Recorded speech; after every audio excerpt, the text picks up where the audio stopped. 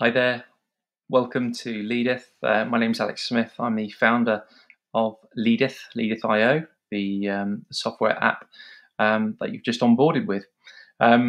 So, first things, let's get you set up and set up the settings. So when you come to Leadeth and we've just onboarded, you'll come to this screen here.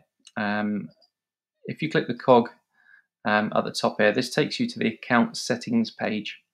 And it's from this screen you can then completely set up all the first time settings within Leadeth. Inviting a user, that's going to be one of the first things that you might want to do. If you've got other people in your team and you'd like them to have access to campaigns and things like that, you can click invite user and add them. So this is specifically for agencies as well. So if you want to add a user, best just email me first. Let me know what sort of permissions you want to give them. Do you want to give them permissions of campaigns, to edit the campaigns, permissions of the inbox? We can set all this up. So that's another great feature. Make sure you make this the default account when logged in. So whenever you logged in, it'll go straight to this one. Again, this is really useful if you're managing multiple accounts like an agency. If you need to switch between different companies that you're within, this is where we would do it here from the drop-down box and choose switch. If you're new to Sales Navigator, we always advise turning on the account warm-up mode. And what this does, as you can see, it will grey out all the automation and set it starting at 10 a day and ending at around about 50 a day. Realistically, with the new LinkedIn limitations, you're probably going to be pushed to go beyond kind of 30 a day. With the account warm-up mode, this just increases it. So today it does 10, the next day it does 11, the next day 12, and so forth.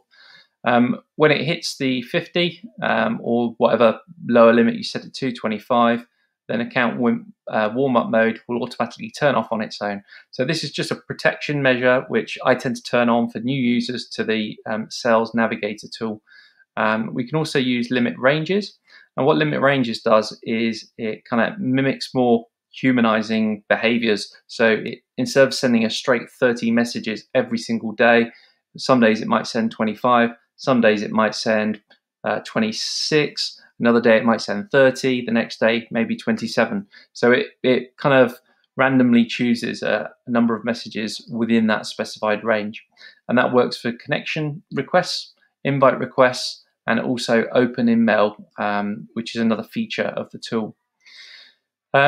Now, you may want to adjust your hourly limits automatically, or you may want to do it manually. So you can say, right, connection requests, limit those per hour. Let's have between 2 and 6.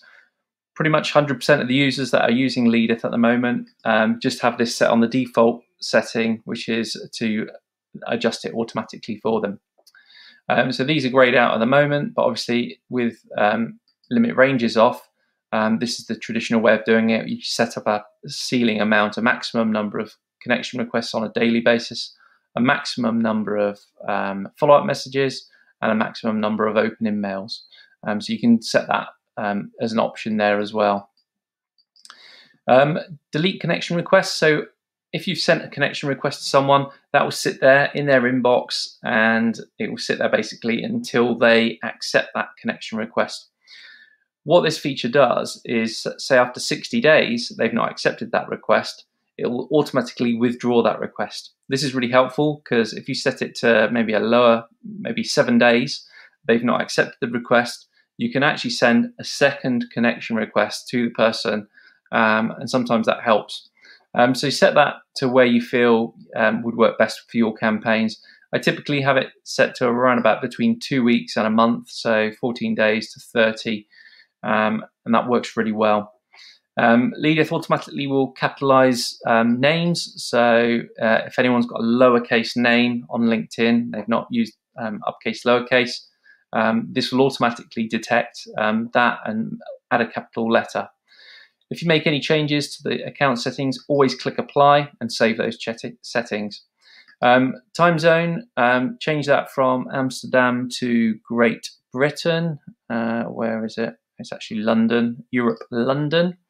And then we can set the active time zone.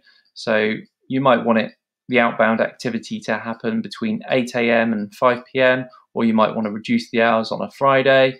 You might want to do maybe a 10 till 4 on a Saturday. And it's up to you. If you want some activity on a Sunday, you can turn that on as well. So it's down to you to set your outbound activity levels right here in the active time settings. If you're off on holiday or it's a bank holiday and you just want to stop all the outbound automation, or you're just overloaded, quite often I get that, and the calendar's fully booked and you've got no capacity to take on anyone on board or whatever, you can just turn Leadith off for a maybe 5-day period, add that as an inactive period, and what that does is appears at the top there. So Leadith, all the outbound activity would stop for that period. It doesn't stop people responding to previous messages, and some of your inbound stuff that's still going to happen on the back of your messages, older ones. But that should stop any outbound activity for that period. Obviously, if you turn that off or switch back on, it remembers where it was at in the campaign sequences and will just carry on seamlessly. Yeah, so that's the account settings page. I hope you find that useful. The other thing I've not mentioned is blacklists. So this is where we want Leadith to not target specific people or competitors or specific industries. So you can go to upload blacklist and do this manually. So it could be company name, contains, let's not target anyone from Leadith. So if you wanted to stop targeting supplier or something like that, you could add that in. And with the blacklist feature, you'll see later on in campaigns, a prospect will appear and there'll be a line through indicating that they're blacklisted. You won't be able to add any blacklist prospects to your campaigns. This is a really good feature if you've got lots of existing customers, because it actually allows you to upload a list of all your existing customer names, and then it blacklists them. So you're not going to pester them with an outbound activity or an outbound campaign.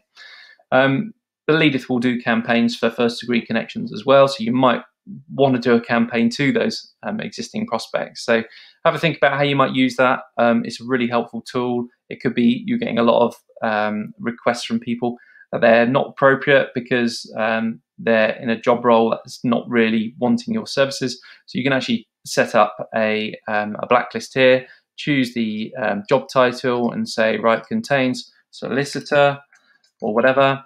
Save that. That'll add a solicitor as a blacklisted job title. So any solicitors won't be added to any campaigns.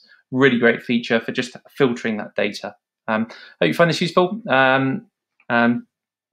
Feel free to get in touch if you've got any questions or comments.